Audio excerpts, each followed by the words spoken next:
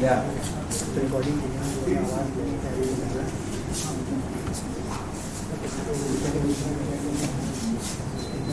It's working, man.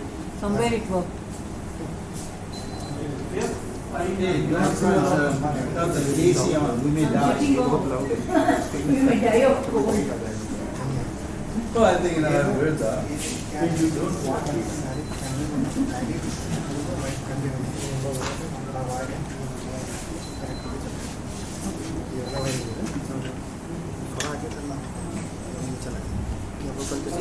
Gopal, you open one or two windows so that you get some fresh air. Yeah, I don't know why they're not turning. My phone is not with me. Where is Amit? He took my phone. Can somebody call Anupama and give me? Anupama? My phone is not with me. Nobody is serving the coffee sitting there.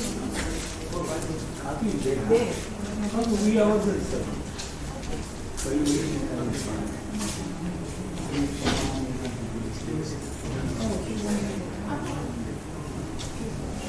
Come.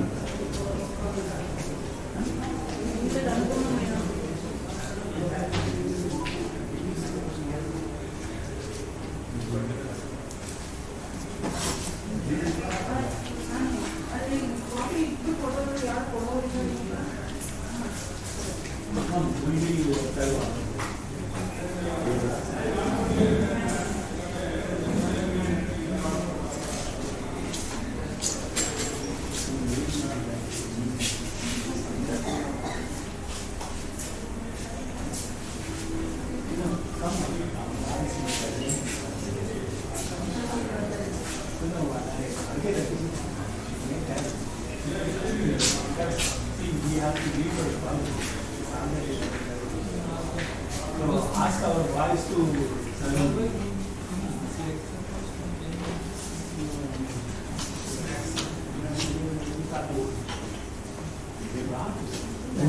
Very good.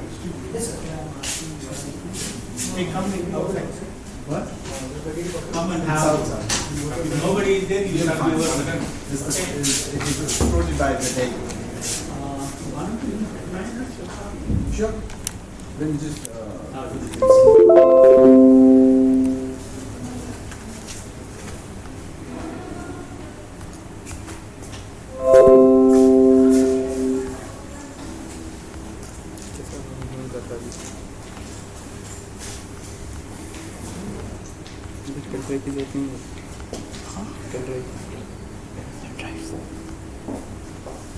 Sir, PPT. Should I be speaking? Yeah. Can I sit at the corner there? Because I like to move around. Whichever corner you want to be cornered? Because I'll be moving around. Okay. Science 2.0. Okay. Yes, whose is this way? Yes, sir. That one is mine, Can you sir. please give me that? Yes, ma'am. The 10-minute presentation? You put here, Ma'am, it's 10 minutes. How much? 15 to 20 minutes. Then I'll leave it out because he has to leave. Okay. Maybe after that you can show. Okay, let's go. They have all seen.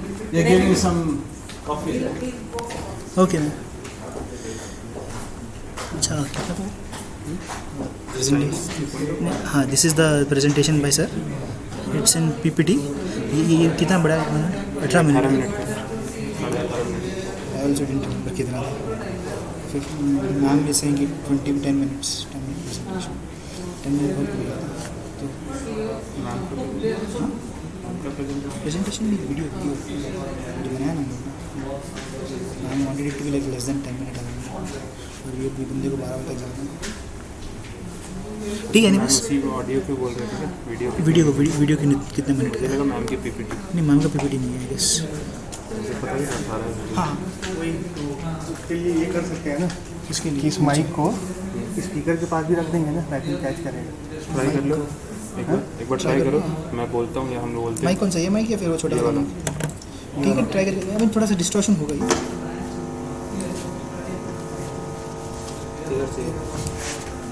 ये बंद करो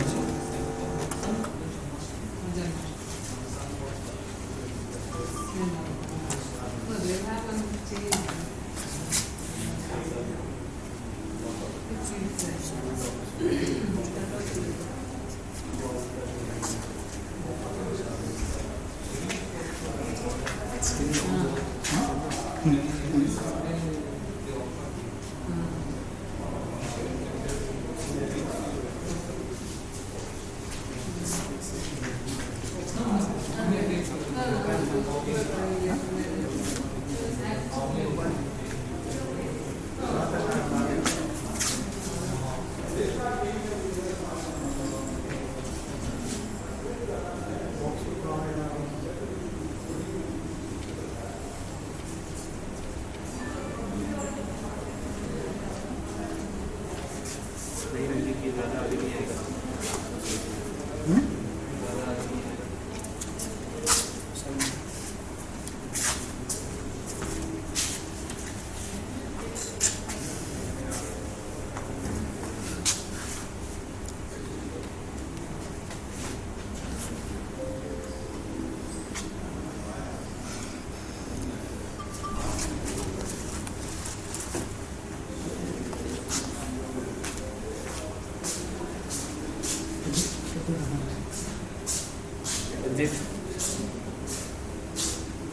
maximum इतना ही है, extension लगा, extension यहाँ है तो इसको बंद करके आगे लगाओ, यहाँ एक्सटेंशन यहीं पे लगा सकते हैं।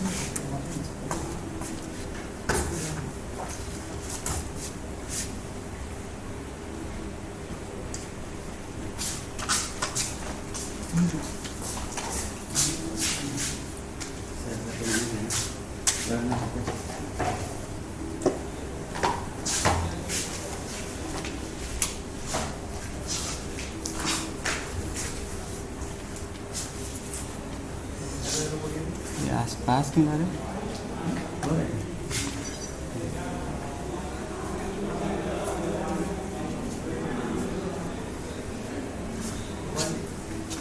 ऑन करके माइक में है mic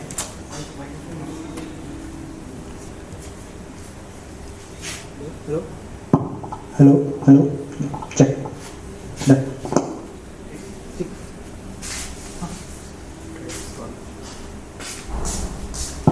hello yeah check is it clear okay clear hello sorry manager there make that system ready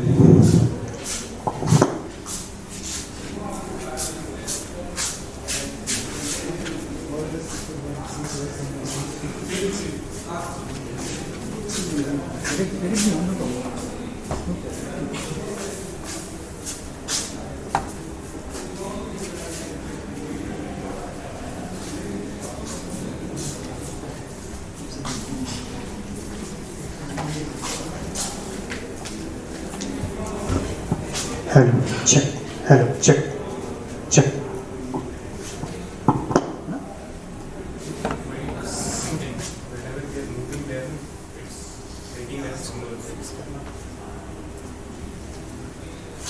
ठीक है, अभी इसको खोल देते हैं। अभी तो वीडियो चलाना ना, अभी वीडियो चलाना, ये देखिए तुरंत करना वीडियो नहीं, उसको खोलिए तो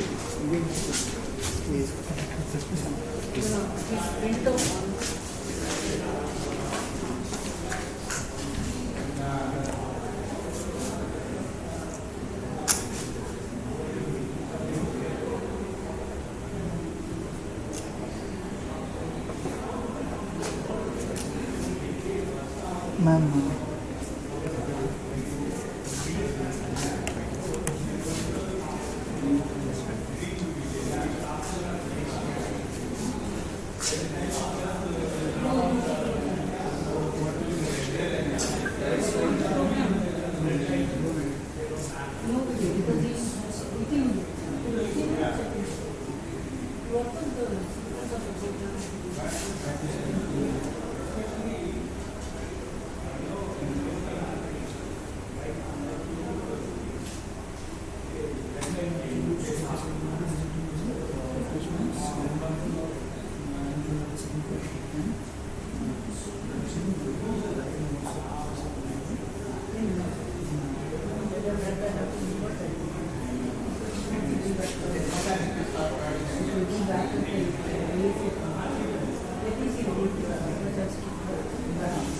it's there. It's ready. Otherwise, I just talk about.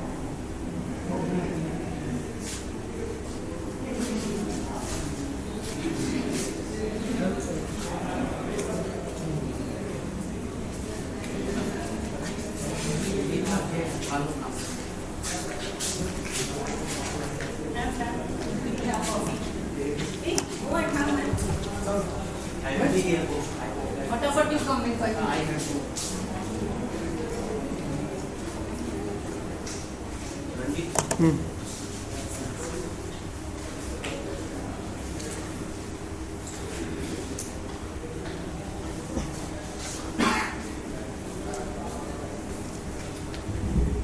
Take photos also.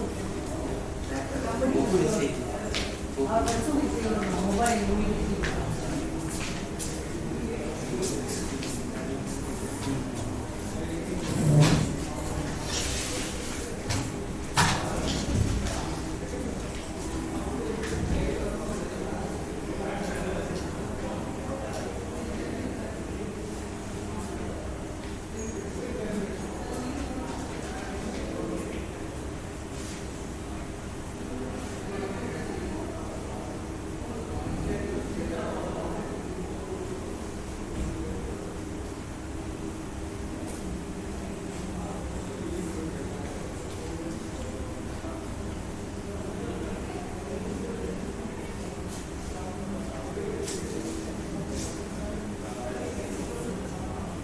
Thank you.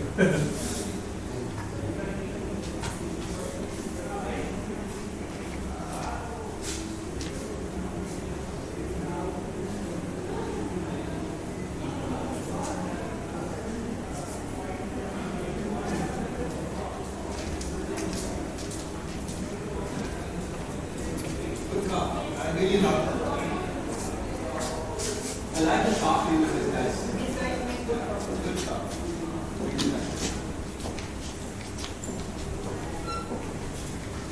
Oh, you put the name, this is so formal. Yeah, that's why I requested a shirt and not a t-shirt. Come. The problem is, last week when I came, I've been here for almost today's 16th day in Atlanta. Oh.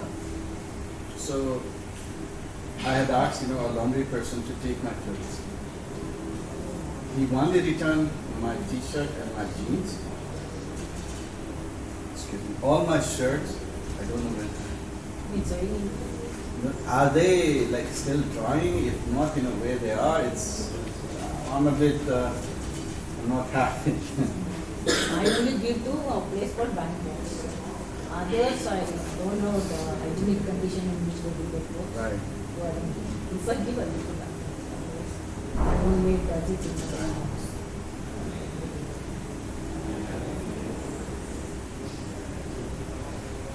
Tonight, I just want to check in.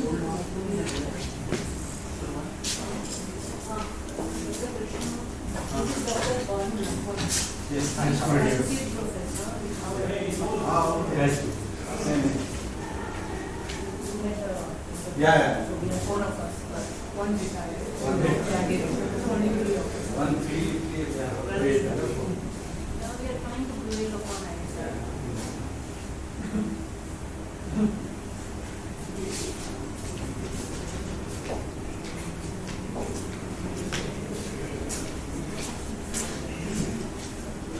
But how many other faculties members are there? We are teaching, so they are in system science unit for example. 2 of them teach outdoors.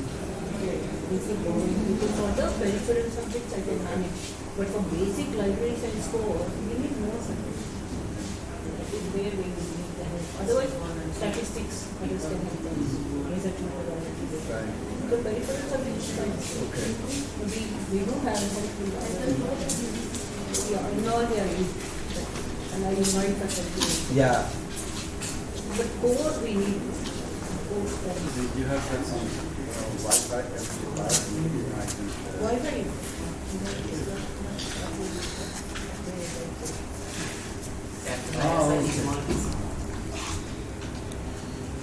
capital CCC. This is ISI DC, right? Yes, Capital I. This one can be reduced by this one, like we'll move this also inside. Try to move, try to get all of it. Try to keep this small. Can you make this small? Very small, no? This one you can make a bit small so that this one will be also visible. Yeah, you can make it small. Oh, last week we had a terrible time. 4 days no internet. Why? Usually it is a problem of digging up, but this time it was a problem with system. Right. Okay. Okay. Oh my God. So they could to trace back what was the problem Tell with the someone system. to check it. No I think it should be like very. My mails have bounced. Many people have written and then they say we didn't receive a reply. That's it. I didn't receive the mail to reply. So only in those instances I know that people have written to me. I Right. don't know how many are just bounced.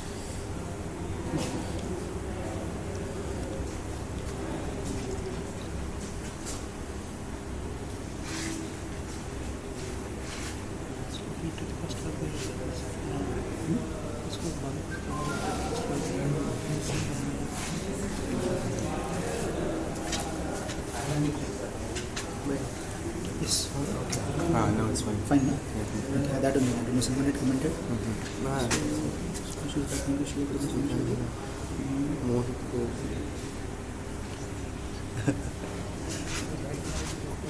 Right now it's okay. He's in. You just see. So are you going to leave ARD?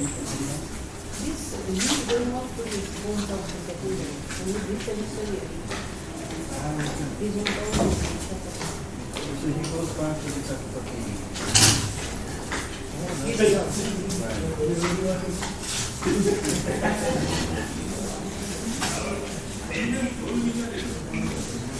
So what does he do with his house?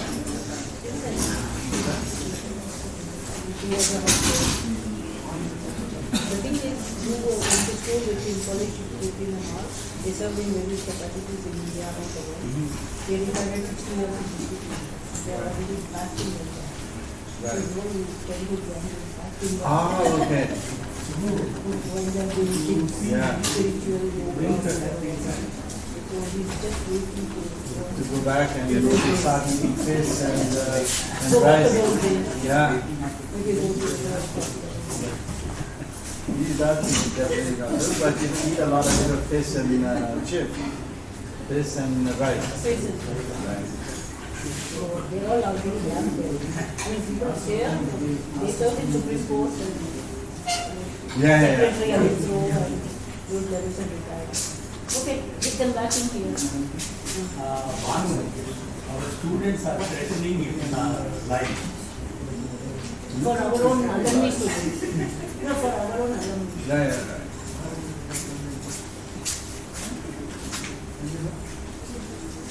Only for us. Isn't that honor? Because it's almost problem.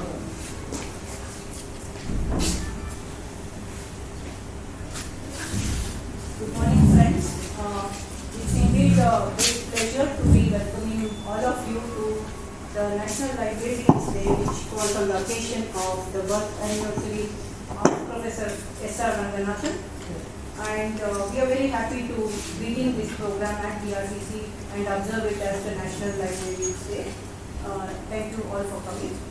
It's also our privilege to have with us a very distinguished speaker for the occasion, Dr. Bangalore, whom I invite to come to the dais. And Dr. Banu has been a long-term associate of the RTC ever since we met him maybe now 8 years back or so.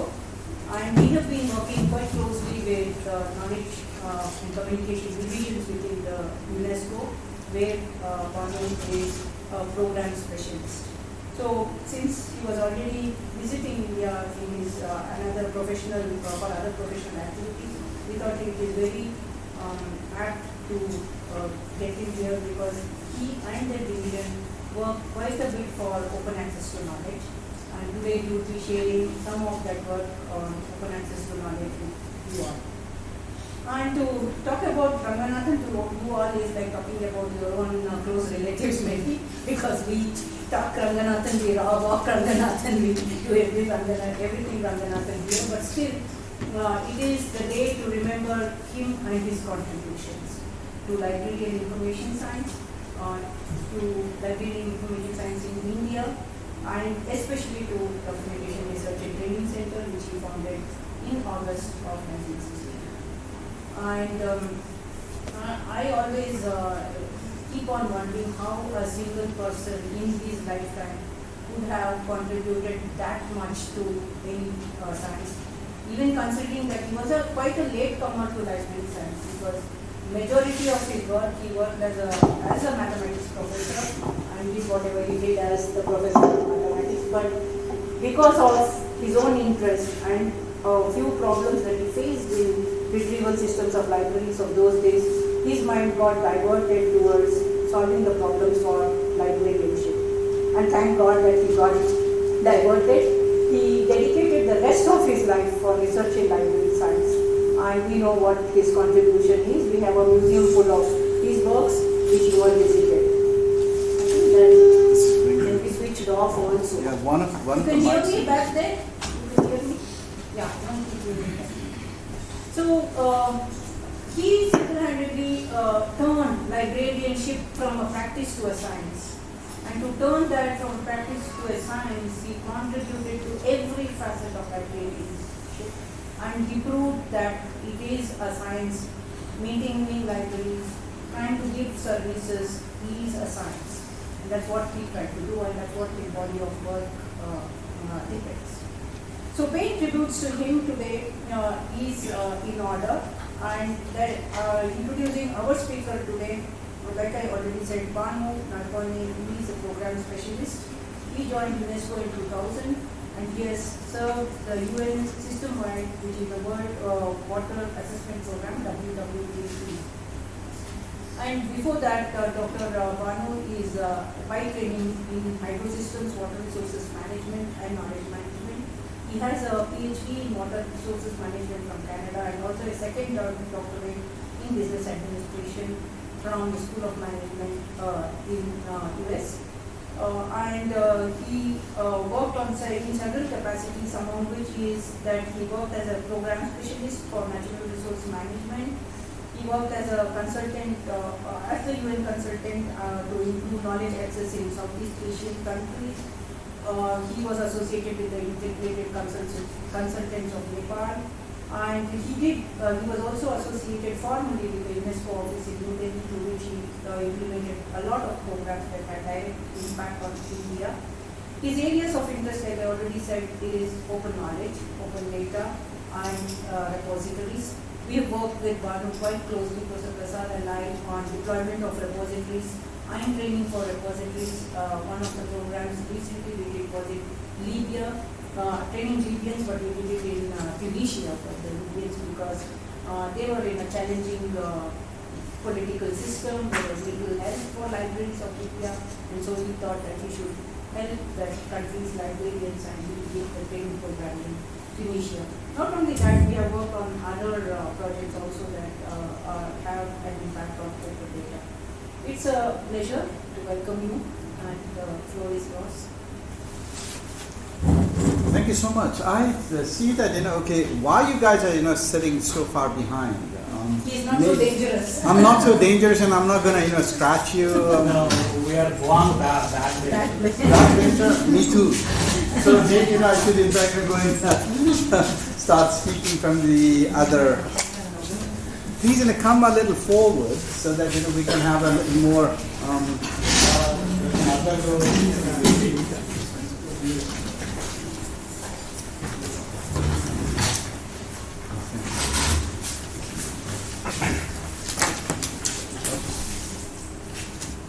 No, obviously they did not get the invitation to the conference. Okay. They are waiting for that. No, but there was an interesting thing that I saw some people simply left, and you said you have 27 students, and I don't have that head count here. So They are in for some trouble. they are. I think it's. I recommend that. Okay. I have got a small PowerPoint presentation, but I'm not so much, like fond of using PowerPoint presentation. I'll be showing it to you, throughout the later half of my presentation. But I'm going to tell you why you guys are so important. I start from there. And before I do that, I pay my tribute to Professor Ranganathan, and I wish you all a wonderful and very, forward-looking National Librarians Day. So congratulations on observing this. Today is the 9th. What is this? It's the year. The 127th birthday. 127th, but Librarians Day. Like Declared as 20th Librarian Day or 27th Librarian. You do not know. Maybe that will be one thing that you try to dig out. When it was declared a in our national- state, Karnataka government, August 12th, August is a 12th. Librarians Day. Right. He's, Officially declared. State, Okay. Karnataka state. His Okay. birthday is celebrated, they went by the Brahminical calendar. Okay. Nakshatra and all. Right. There's always a contradiction between 9th No and 12th. issues. I think a person like this, he at least deserves the whole August to be declared as a birthday. So some people Why not? don't Why like just dedicate only a few days? I require like some interaction. Please don't use your phone. We can do that later. And you can text your boyfriend, girlfriend, friends, mommy, kaki. A little later as well. Let us in fact have a conversation here. I asked him to take photos. So Yeah, so you can take as many photos as possible, because for the last 2 weeks I'm here in Bangalore to teach a course on that is the first thing. I'm trained as a hydrosystems engineering. This is something that Devika just said. So there are a bunch of people that I have invited from India and as well as from Sri Lanka, Nepal, Bhutan, and so forth. And right now, you may have observed that the flooding is ravaging different cities. So what we are doing is we are training the students to not students. They are not students. The range is that there are full senior professors to someone who has just completed the bachelor's level. it will come. No, it'll come back. Anyways. And I've got a very loud voice, so you will hear. Anyways, to start off with, the world is changing. Don't you feel that? The world is changing. Like just 3 days ago, we did not know, what would happen in north of India. There has been a certain geopolitical changes as well. But in 2015, a monumental shift, took place. The world decided to embark on a different, development phase, and they say that, okay, let us in fact, try to achieve, sustainable development goals by 2030. And what they did was, they identified 17 goals to be achieved, and said that, okay, and I also identified 169 indicators to be achieved. Quite interestingly, and you will be very happy to note that 10 out of 17 goals require almost real-time access of information and knowledge. Unless we provide almost real-time information on health, water resources, energy, you name it, the goals will never be achieved. So this is something that I impress upon you. Start relating your work as much as possible. This is the first message that I'm giving to sustainable development goals. So you will remain fresh as well as most relevant for those who will employ you. Because employability should also be, knowledge is there. You actually have to go through your school, this, that, and so forth. But employability should be one of your objectives.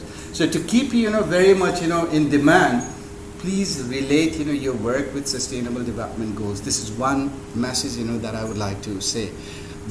What they are, I think what you will do is you can in fact Google and try to find out. But this is one important role that those people who know information. I don't call like those people who are dealing with libraries. You guys are dealing with information and knowledge. Those people who are dealing with information and knowledge, the first and foremost is to bring knowledge and sustainable development goals, as close to those people where and areas where it is more needed most. So this is the first message that I have to tell you. The second thing I think I will have to say is, you guys are, I think at the bastion of knowledge. You guys are the information broker in all possible sense. Assume that new role. Do not see your role in a very narrow and concentric circle that we only deal with XYZ and so forth. When you deal with your colleagues who are pursuing their degree in mathematics and so forth, sometimes you may say, oh, you guys maybe you're just going to go and develop a catalog or something like that. No, it's not. You guys do not develop catalogs. You guys actually systematize knowledge so that it becomes readily available to everyone. So this is the second message.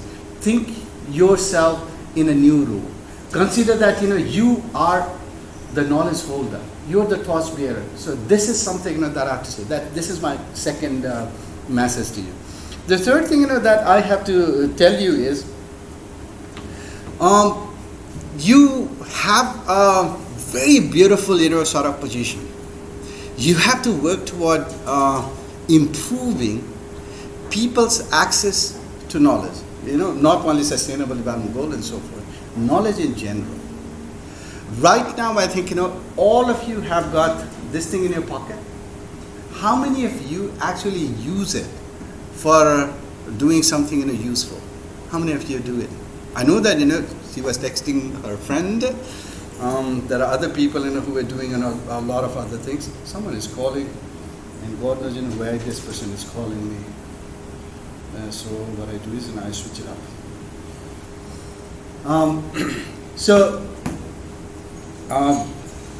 What you'll have to do is you will have to somehow strive to improve access of knowledge to people. Don't simply say that okay, you are developing how the libraries get systematized, or it becomes a repository that are built, or artificial intelligence and so forth and other new technology that get employed. Think about the ultimate goal of it. If you are not here, the knowledge will not reach an engineer to develop a dam. Or if you are not here, a doctor will not have the new technology to perform a surgical operation. So think that and think big. And this is, I think, Professor Ranganathan also must have thought, when he thought about upgrading, like this field of study as a science. So think about, you are science of sciences. So you are in fact above that. Unless you are there, other sciences may not work. So I think this is one thing that you will have to see. When you are providing say information to people, or upgrading access to information to people, the new technology comes on forth. I think you have got wonderful faculty members here who are giving you this new, are bringing you closer to those new technology. I was in fact flabbergasted this morning when Devika gave me a book which was produced to commemorate retiring of our good friend ARD. And I was in fact going through the title of those topics. You will not believe it. That is something that is being discussed at the moment. I'll give you. Most of these are on expert system, machine learning, and artificial intelligence. I'll give you an example. Since 2018 till now, August 2018 to 63 major ministerial level meetings have been organized globally. That includes all G7s, where your Modi Saab went and so forth, or G77, again, where Modi Saab went. He likes to travel a lot, But everywhere, he has gone, they have talked about artificial intelligence. This is something, that you guys were doing, God knows from how long. When did you start? 1990. 1990, see. This is something, so you are the bastion of it. See, I tell you, right now, I think this should be somehow, there should be a way, systematically you have to bring that in how, because the knowledge curation has become a very important, area of a domain of business, governance, you name it.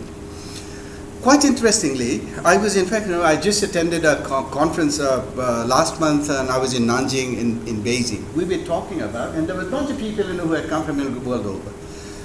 The conclusion of that meeting was, none of the companies right now are product companies. Most of them are data companies. Even if you're buying a car, the kind of color of the car that you want, or the style or the make or the slick look of it, it's all based on your preference converted into data. Someone else has accessed it and then thrown it back to you. So the world has become all the companies have become data companies, and in order for that data to become available to systemize and so forth, that is where your another role comes. So think about that. Not only that would be my fifth message. The third one, I said, like embrace the new technology. The other message, I would say that become that data, say, torch bearer. You have to be that data torch bearer. Do more work on that one. Don't only keep yourself within the narrow domain of something that may, like people like to call it libraries. Bring it slightly up, because that is where the challenge lies, and that is where I think like India also needs expertise. There are computer sciences in several parts have started to work toward this thing, but you guys have been doing it. You guys are applying it. They are developing something else, but you guys are applying it. So become that. You guys already know what a data is. You guys already know what information is. So that is where your expertise will become extremely useful for the world.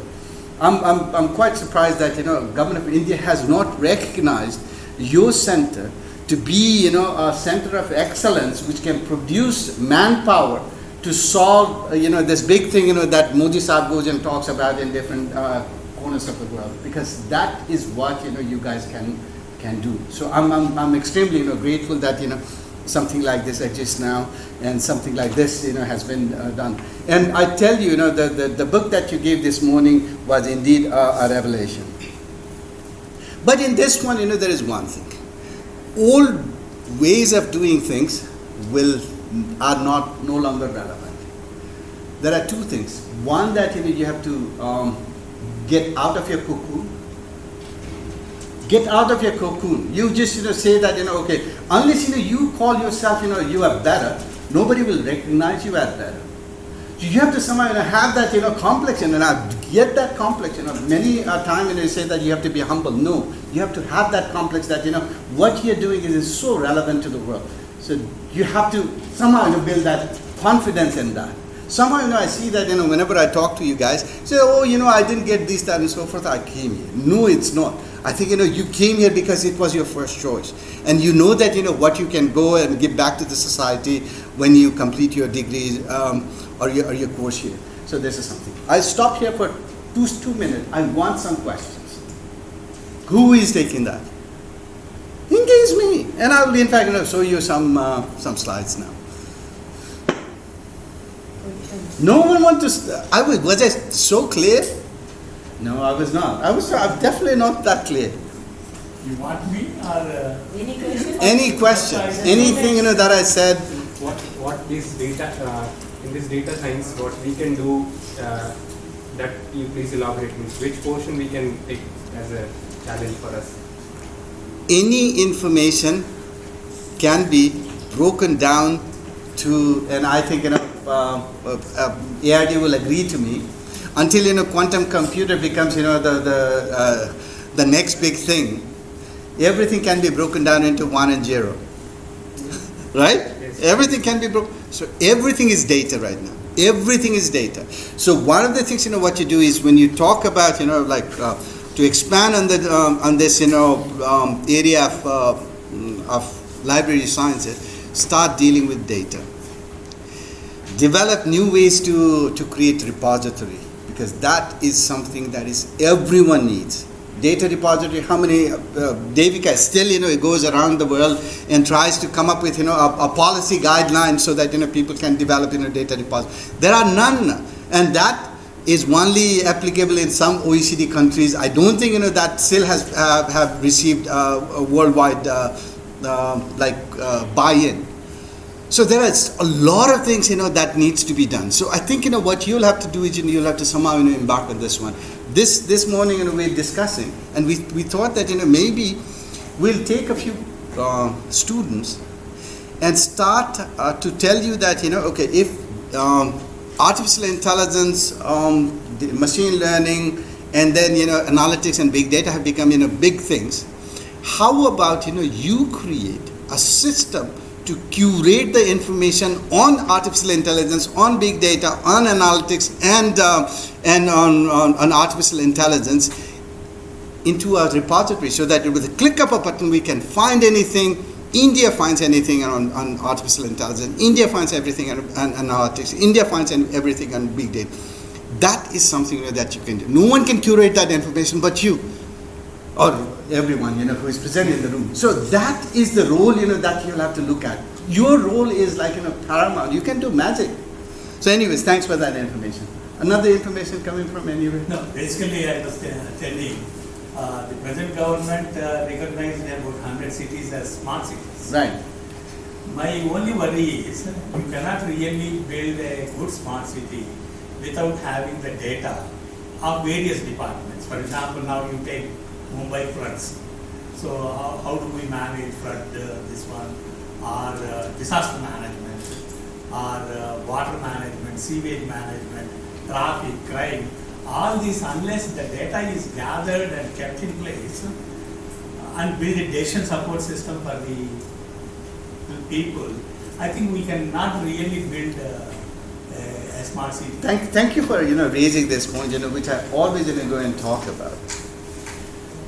Whenever we build cities, we build highways to connect it, but we do not build a system or that connect knowledge that exists into cities. So I think we always say that in order for really a smart city development program to succeed, instead of bringing highways that connect two cities, the first thing that you have to do is to create information highways that connect the two cities, which are not there.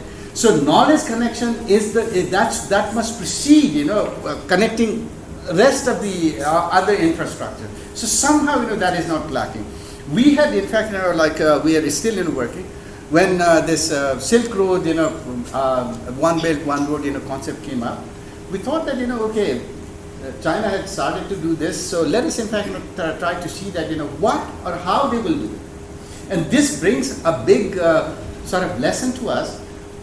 They didn't only start connecting cities by developing railways and highways and these and so forth, but they also started to create information linkages between and amongst different cities. And the first thing that they did was, which is quite impressive, they started creating repositories, libraries. Digital libraries was the first thing that they thought they will create, because anything that happens in that city will somehow get properly systematized, so that the other linkage, other cities can learn from it, and then perhaps replicate it, or take that issue or replicate it, or learn from it to take the platform slightly higher. So they had started. That required a lot of people like yourself. So I think here in India also they have now 116 countries or cities or something like that they want to create as smart city. Smart city here, and we did that. We analyzed election manifesto of a previous government, a previous election, and also 11 elections that happened recently in South and Southeast Asia. We find that in all of these election manifesto they have said that we create smart cities, smart city bana denge, and this, that, and so forth. That was there. Unfortunately, most of these smart city programs only had connectivity, providing free connectivity and so forth. So the like someone like you sir can somehow text your girlfriend sitting somewhere in WhatsApp without paying any money. So that is something that they thought will create a city smart. No, it will not. That will in fact will create dumb cities. Like, you don't provide things for free, But what you do is you provide the utility value or utilitarian value for that connection. Connection is not. See, in Bangalore, I have been coming back and forth to Bangalore, since 1987. 1987, this Bangalore, I could travel from one place to another, just like that, with, now it's becoming so difficult, right? So if someone will say that, oh, Bangalore is becoming smart, this, that, and so forth. Bangalore, people's, like salary or, average salary may have gone up. But whether or not the city is becoming smart or otherwise, I think that you are the one to be, to judge whether it is becoming smart or otherwise. Anyways, so this is, We yes. have an online question. There are virtual Right. participants Okay. to this talk. This person is Amitabha Bhattacharya, our alumnus. Right. I have a question. He says, what is the future of service companies in the data perspective, and what role we might have in the service company? I think this is one thing. I think this will become one of the biggest industries if it has not become already. So I think the sky is the limit for this one, and I think not sure why. And this is something that I've been that I started my talk with. Why the utilitarian value of something that you are teaching and learning has not been linked to some of these broader discussion that goes on how economies should flourish and develop. So I think many of the things on data, I think you guys know it. You guys, and I'm telling you, all of you guys. And I looked at this 9 thesis, which I could in fact managed to get in. I don't know how many of you have this document. All of these are on the latest thing that we are talking about. And I'm not too sure how or why these things have not been properly utilized for nation building, for example. Somehow there may be some kind of policy lapse that they have not properly considered what your contribution can be for the economy to flourish. But I think the gentleman Mr. Amitabh Bhattacharya, sir, I think you have raised a very good question. I think the sky is the limit for this one, but I would say that some of the policy that somehow like surrounds on whether or not they your what you can contribute can be better recognized. That still is a question mark. But I think that will soon change, and I'm pretty sure about that one. I have a question. Yes, please. So what are the avenues in the UNESCO, since you are from UNESCO, that we can use the knowledge what Professor Yadi sir has done for our field, so that we can help for socio-economic development of the Absolutely. Very good, and very good question. I think yesterday I was giving a lot of things. See, UNESCO is all about developing education, culture, sciences, communication and information around the world, right? So that we actually deal with 195 countries around the world, right? So if you think that you have got something really good already developed, or you are in a process of developing, please send that to us. If you have got a really good idea on developing, as I said, we are in the process of developing this repository for all artificial intelligence, big data, analytics, and so forth. In that one, if you can contribute, that would be wonderful, right? And at the same time, some of the things that we are already doing, may be on open access side, or open access it's an entire thing. It involves tools, it involves processes, it involves content. So if you can develop content, that's also good. If you can develop tools, that's also good. And if you can somehow simplify the processes, that is also fantastic. For example, recently, this May, in Geneva, what we did was we invited open access platforms. So 7 of them came to Geneva to talk about. Unfortunately, we didn't find any platform proper platform, existing here in India. It may be a good idea for you to somehow, develop an open access publishing platform, here in India, which there is a big gap. Do you know of, something, that exists here? I'm not too sure. Maybe Hathi Trust has something, but I think, they're basically, this is a very, profit-making, venture, which goes, So we only have institutional repositories which are run Right. by different. We also have one. Right. But that has not been Systematized, at yes. government level. So right now, what we are doing is, we are trying to see that, how can, these 7 open access platforms can somehow, share their architecture, make each other, interoperable. Even if you can develop something, a path, that will make, these systems, talking to each other, that itself will be an immense, contribution to science and contribution to UNESCO's. So some of these things could your work could reach out to 195 countries. Yes, please. Just to add whatever Dr. Devika has told, we were the first repository in India using DSpace. Right. Okay. And after that, we have conducted about more than 50 training workshops across the country. And the result being, if you go to DSpace site, after US, large number of repositories are from India. Okay. But again, there is a catch. And we don't maintain properly. So when one of our German friends, when he did a survey, he found more than half of them, yet sometime or the other they are down. Right. Okay, this is typical the problem. And of course, our infrastructure also provides standard excuses. Power was not there. Right. Internet connection is down. For example, here, last 5 days there was no internet. Internet connection, So those are the teething problems. But again, I can boldly say that the Indian library community is highly aware of the open access repositories, especially many of them are fairly thorough with the DSpace. But we have thesis and dissertations work by the UGC center, which is called InvIVNet, which is a large one. One of our own students from Gokhale Institute of Politics and Economics, single-handedly he created 40,000 documents because he belongs to politics and economics research center.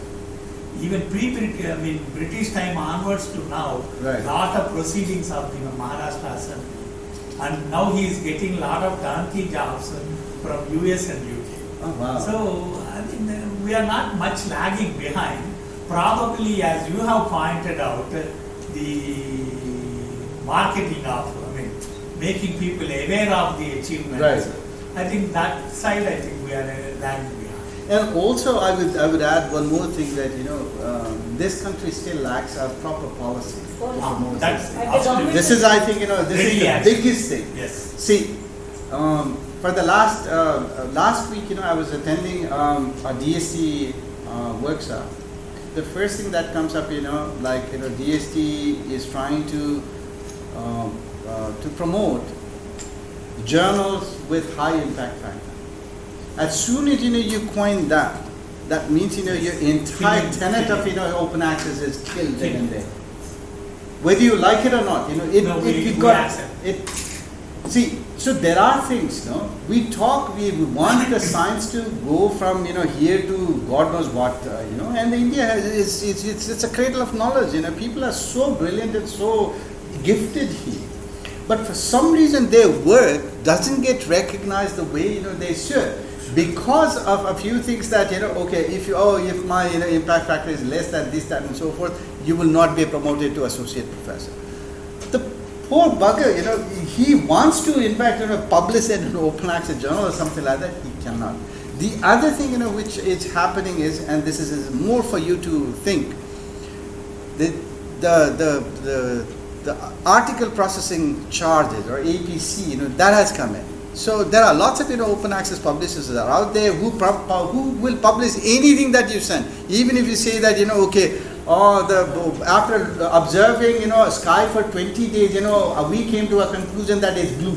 And if you prepare a paper up like that, send it, these guys will publish it and say that this is a great, and then no sooner that you realize that, your H index has gone, by XYZ and so forth. The problem is, until and unless, we develop an alternate avenue to make both publishing as well as, accessing free of cost, that goal of open access is never achieved. So one of the things, that I will say is, there are two ways to look at it. One, that you also like to make the cost of publishing as low as possible and make it, much more accessible as well as, affordable to scientists who want to publish something. But at the same time, you develop an infrastructure that is cheap enough for anyone, around the world to access that and benefit from it. So there is work to be done at both ends of the spectrum here.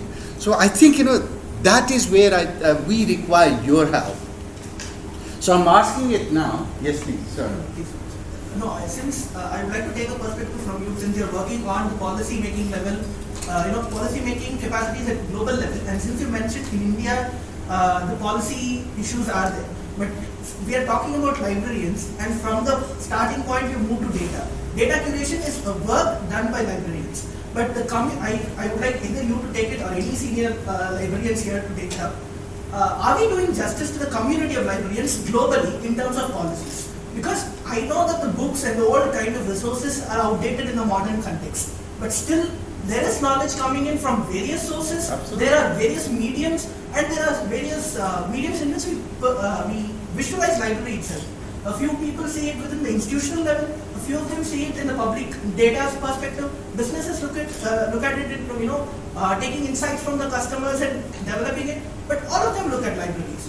And even in the global level, like when I don't think people look at they look at librarians the same way they treat teachers in the modern day. So as a community and as a policy maker, what will be your perspective on the take of librarians in the modern context? Not just within data perspective. How should they be treated? How should library be viewed as a society? So I think only teachers and educational institutions and policy makers can come in here. Absolutely. This is I think a very interesting point that you raise. There are two things that is happening. One, that conventionally a librarian's work is looked just to put a label at the spine of the book and then put it in the shelf and so forth. They are looked very lowly upon. Whether we take we take it. We take it. Even when I was at the student class at the university, I may have also done exactly the same. But the role had changed now. Somehow what is happening is because of whatever reason, you look at this, and I was talking to ARD and Devika. Between 27 of you, there are only 3 faculty members. Why? I asked the same question. You let us, in fact, go to the root of it. Why no one from, like the ISI is sitting here? The big person, must have also, sitting here. There are a few, but, I would have essentially like to have, the director, sitting here and listening to our talk. Right? Then deputy director, someone, like who would, take it from a different perspective, right? So we come here just to say that, okay, as much as, there is a role for a mathematician to play, there is, I think, a bigger role for a data scientist to play, and you guys are that, As I said, no one talks about mathematics now, because and I have got it in my presentation, which if you have got time, can I have time now?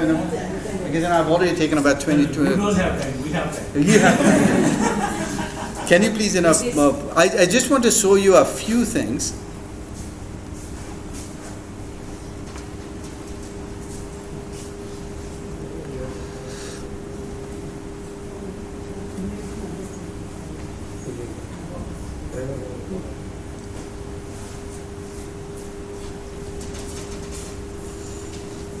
I hope it will not distort the formatting. I hope so, sir. Okay. You have got a clicker that I can use? Yes. Yes. Yes, it needs to be on. Okay. I think it's on, right? Yeah, it's weird.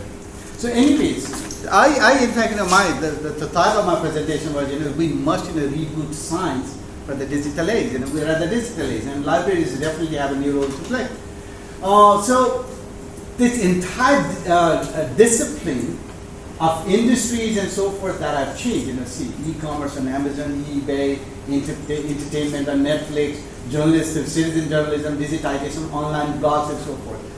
So look at this, if at any time, a research professor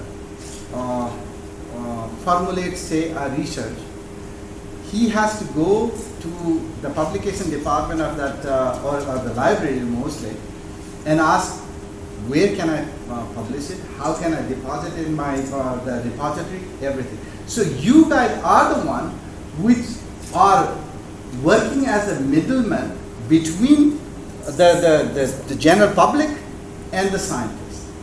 So that is the role that you have to do. But not only that, you know what kind of data, what kind of information, how to curate it, how to improve the access, how to write it better, how to show it better, how to demonstrate.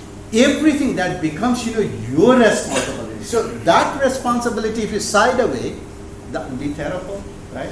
But I think, policy-wise also, there should be some kind of thing, established that, okay, go to DRTC and get, their inputs before this particular, topic or this research article gets online and so forth.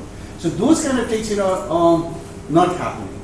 See, digital science and Web 2.0, which in fact emerged out of library sciences, and some they have co-evolved, right? If Web 2.0 was not there, we would not be talking about open access in any form. We would not be talking about OER or open educational resources. We will not be talking about open training platform. We will not be talking about any of the open solutions that are out there. So your job, it may have been conventionally looked upon as that of a library scientist. You guys are open solution expert. This is what I define you. That is your new title. You guys are responsible for open solutions, developing all kind of open solutions to make knowledge much more accessible to wherever it is needed. So this is like some of the science-related disciplines. Science happen not just because of people doing experiment, but because they are discussing those experiments. And if the librarians who can enable, and it's the librarians who can enable, people discuss about these experiments. Otherwise, science will stay back in the labs and so forth. So there is this. So science 2.0 are needed to study the integrated disciplinary problem at the heart of socioeconomic system. So this is something, what you are doing is, you are somehow, like evolving science to science 2.0. That is your role. And I think that, you will in fact, like work too much. This is something that I spoke about, 10 out of 17 goals of sustainable development, which requires continuous feed of scientific information. Unless, you guys exist, these goals will never be achieved. So that is where, you have to play a bigger role. So this requires changing education, of course. Promoting universal literacy is required. Libraries may not make you smart. As your GPA may not change, but it will make you information literate. 77% of the job seeker visit libraries to access computers in the US. If the libraries are not there, these 77% people will never find, it also improves digital media information literacy and provides skill development opportunities. So libraries have a new role altogether. So somehow this knowledge for knowledge divide, that we talk about, libraries help in closing gaps in information access. So this is the major hub for accessing ICT anywhere in the world. Mobiles may have changed, the scenario, but we are in fact increasingly looking at that, because mobile may provide you information, but the information are not, like user friendly. For that one, they will have to come to libraries whether you like it or not. And now, in the new context, the libraries are two. One, that you actually physically go and visit, right? That you have here, and the other one that exists in the virtual world, that digital library, right?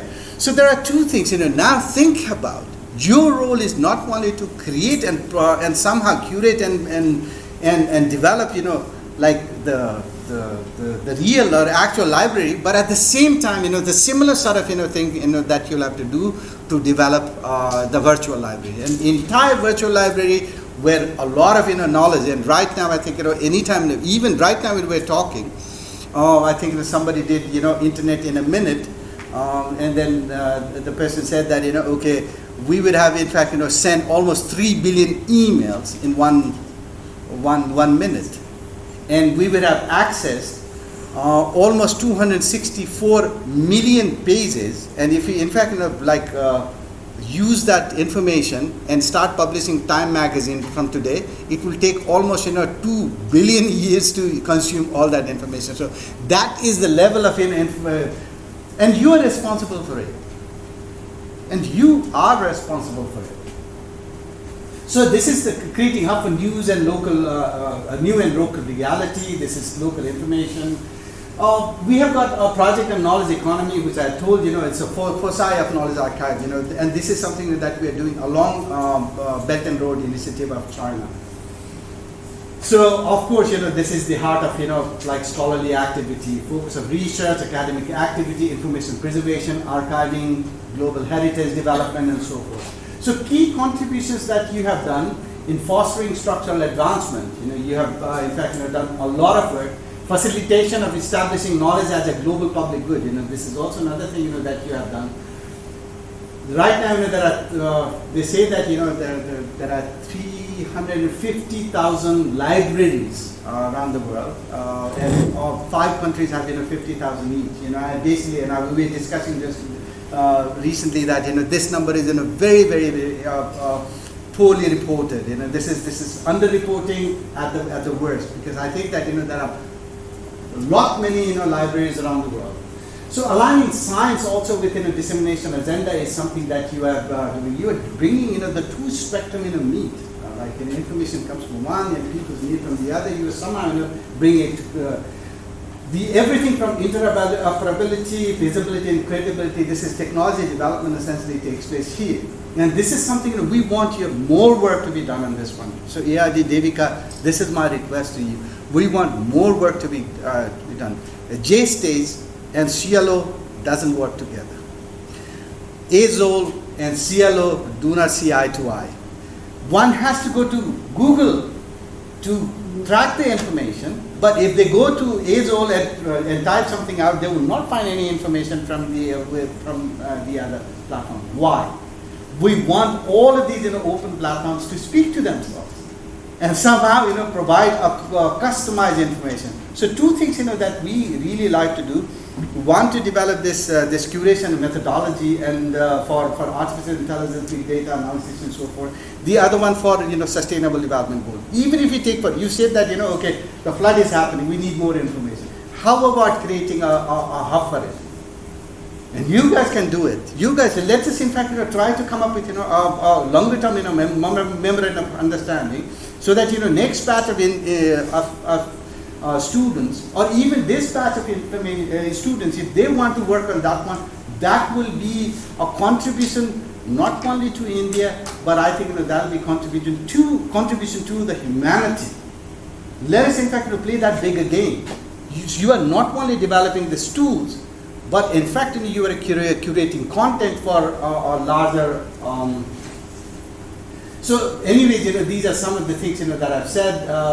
That there is 194% of increase in science of late, and 6.4-fold increase in article published in peer-reviewed journals, and 25% increase in original research output if we go by Research for Life countries. So there is a lot of developing countries that are publishing a lot of work. And this is not reaching to its intended benefits, because there are for two reasons. One, that traditionally the scientists from the West are considered as the scientists, right? And the second thing is something that should have happened here to bring that knowledge and scholarship to the global platform, that also hasn't happened. So it is disadvantages in both fronts. So I basically think that you work toward capitalizing on this growth, and then somehow putting it for the benefit of the wider SIG community. So openness and access is key to Science 2.0. This is something that I have said. Science 2.0 and Work 2.0 has co-evolved. This is like open access to scientific publication that is happening across this thing, and there has been a major shift. And how many of you have heard about Plan S? That nobody has. I have heard. You have heard. I Plan S. beg to differ with it. Yes, and I think many people, including me, see, Plan S is it's a European Union driven agenda to flip the model of openness. So what they will do is they have got 6 billion with a B, euros of endowment fund that anyone can access if you are a scientist to pay for article processing charge. So if you are an open access journal publisher, you make lots of money, right? So slowly, Springer is and Elsevier are becoming open access publisher, which they were not traditionally, because there is lots of money available. They are keeping about $800 to $1,800 for No, every 45, No, 5,500 per author. per author. The day they withdraw this fund, where am I as an author going to find $800 to pay for it? This is what we have already been saying. $800 is equivalent to the salary of an assistant professor, right? Or a postdoc gets about 50,000 rupees. That is not even $800. So if a postdoc researcher has to publish a report, where will he find the money for this? So this is why we think that Plan S will not work for developing countries. It will work in Netherlands, it will work in Portugal, it will work in other countries where they have got lots of money, and then the science has that money. Here science does not have money. We have lots of money for Mantri Ji and Babu Saab to travel from one place to the other, but unfortunately there is no money available to do science. And we need more money. We need more money. Unless that money is there, we can forget about publishing anything in Nature or Springer or big open access journals which are out there. Unfortunately, if you do not publish in that one, your H index goes low. And if your H index go low, you will not get a job nor a promotion. So I think you're in fact there is a catch-22. You're doomed by both. If you do not publish and pay that $1,800 or whatever that Devika ma'am says, but where will you find that $1,800? That's it. So I will not be surprised that later on, like the scientist, before he gets married, he will in fact get a commitment from his sasurji that during the process like for the 5 journal article publishing, the sasurji will pay money so that he gets a promotion and the daughter gets happy. So I'm pretty sure that may happen. But still that is $9,000 which is a lot of money for Indian context. But there is a positive growth across the world in open access. These are the location of repositories around the world. And then across all disciplines also open access publishings are increasing. And then also open access policies are also, there are many more in country. For open data, DST has adopted a policy. I in fact argued for an open access policy for DST. There was no firm response for this H index or this high impact journal. I think that will make a very positive contribution on how science will develop across the world. But anyways, the act, there is a big act. It's only if open access publishing only for open rich countries, because you see that more richer countries are publishing more in open access because they have got article processing money. Unfortunately, the countries in the global south, do not have that kind of resources. So their open access contribution are not there as much as it should be. This is, I think, this is extremely poor, in Africa if you take the global average into consideration. But we also have to realize that scientific output is not consistent globally. Now I think India has jumped to become the 5th country. Oh no, I think it's 6th country globally to contribute in refereed quote unquote journals around the world. And this is something that we received.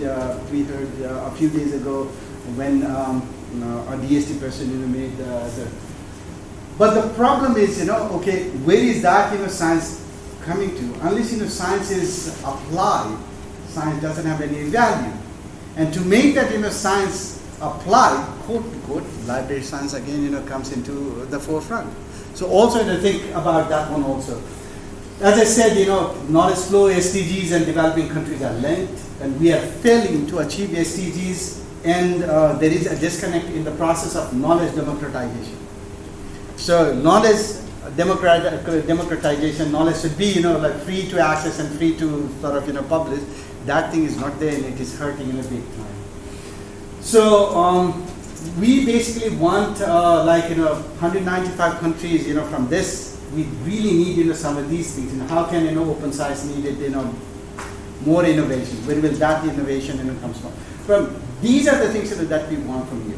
How can new tools be developed for making information open? How can new processes be developed to make information open?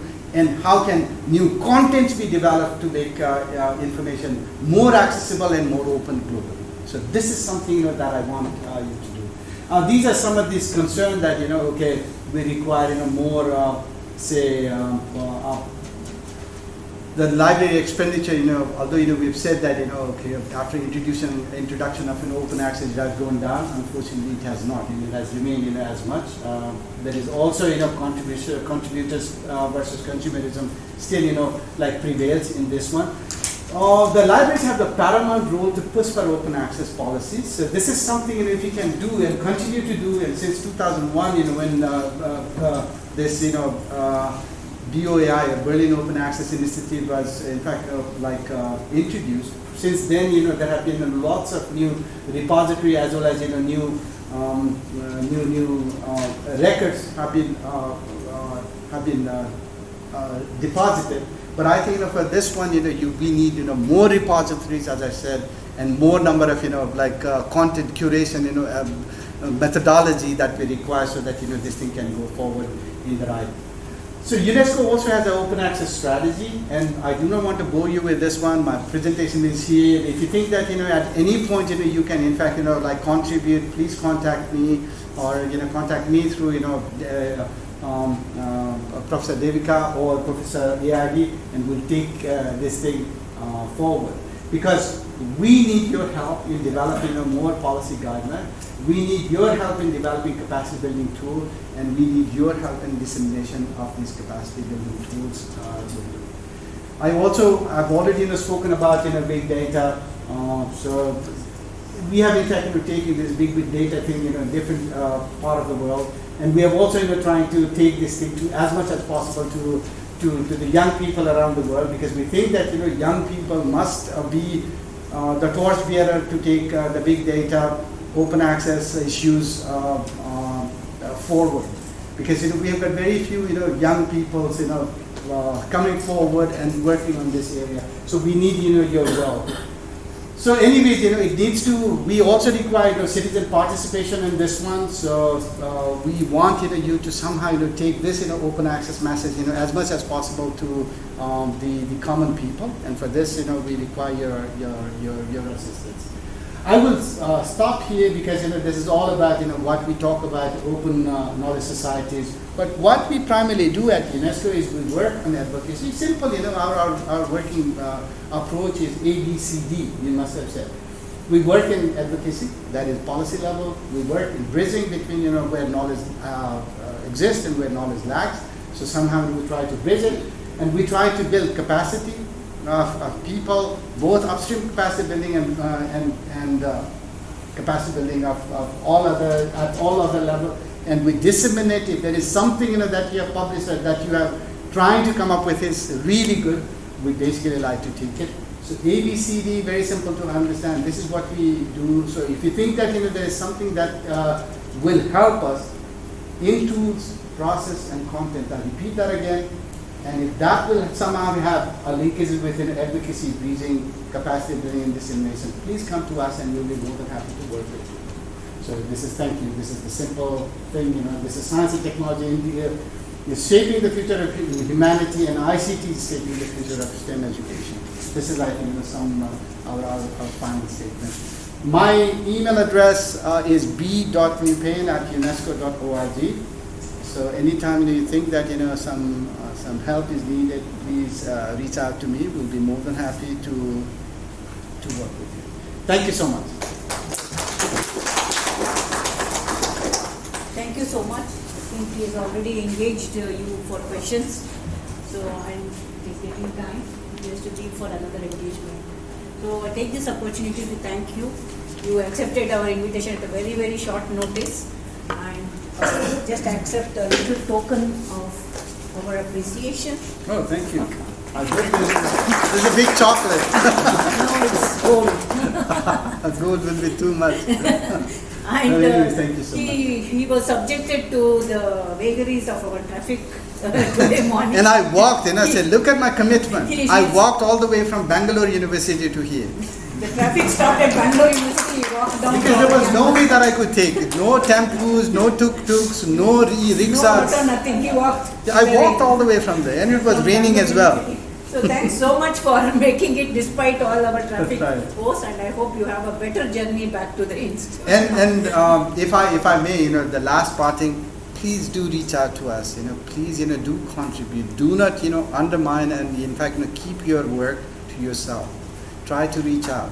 Education is normally a journey, right? But in the process, you know, you may come up with, you know, something, you know, really useful. And if you have come with that really useful thing, you know, please share it with, you know, others so that they can benefit from it. Thank you. Yeah, I would like to add, he has already shown in his slides the Knowledge Division website in the UNESCO where they work. It is in your interest and in our interest to go and visit that and see the various resources they have already worked with, various programs. So you can sort of identify where you could contribute. So if you please visit the site, and then through us or through him directly, you can always contact. Yes.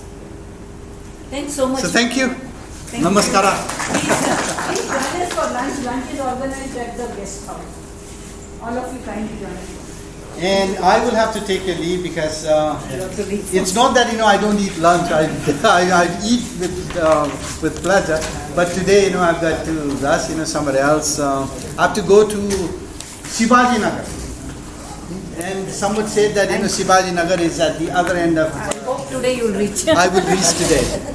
Anyways, you know, my presentation is here. If anybody wants it, they can use it. You can even, you know, like share it, publish it, use it, use the slide, do whatever. You should have put zero. Yes. No, we always, you know, like this is. Thank you very much. Thank you so much. Today, you know, we didn't interact it so much, but which particular university were you doing before you? I did BTech in computer science from Heritage. It's from Kolkata. And you? I did BSc in mathematics in IIT. Bhubaneswar. You, madam? I did masters and applied for from IIT. Oh, okay. You, sir? I'm from Bachelor of Engineering from Oh, okay. You, sir? Oh, political science. Oh, wow. I did the masters in maths. Maths. I did my masters From? by the Bible. I did the bachelor in commerce from Guwahati College. Oh, that's Assam. Oh, wow. You, madam? graduated in economics from Burdwan University. You, sir? I did my BTech from Very interesting. All kinds of. Yes. And you, sir? Bachelor of Economics and master of You Rajaman. Bachelor's in IT and bachelor's in economics. Oh, okay. Bachelor's in physics. You, man? Bachelor's in literature, then master's from here. And bachelor's in texting as well. You, man? Business administration. Bachelor's in mathematics. From? Practical. Kerala. I did bachelor in library science. Library sciences. From? ISI University now. Impa. He's from Northeast. Northeast. Very good. Bachelor's in pharmaceutical. Pharmaceutical technology. Okay. BTech in computer. Computer science. Oh, okay. Bachelor's in economics and now I am Oh. master from Oh, okay. Good research. Okay, so it was a pleasure meeting you. So, I look forward to meeting you again because I come at least once or twice to Bangalore. And every time I come to Bangalore, I bother daily People time. live here. Okay, bye-bye. Yes, thank you.